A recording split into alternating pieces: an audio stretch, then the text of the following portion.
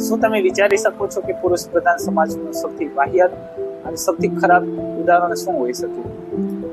અત્યારે 2 દિવસમાં આપણે આખા ભારત દેશમાં જોઈએ છે કે રાધિકા યાદવ નામની જે છોકરી છે, જે ટેનિસ ટેબલની પ્લેયર હતી, એ છોકરીની હત્યા એના પિતા જ દ્વારા કરવામાં આવી છે.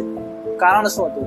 કારણ માત્ર એટલું જ હતું કે એને સોશિયલ મીડિયામાં એને એક પોસ્ટ કરી રીલ્સ બનાવી અને આજુબાજુના સમાજમાં આજુબાજુની જેટલી પણ પરિસ્થિતિ હતી એના પપ્પા દ્વારા એની હત્યા કરવામાં આવી.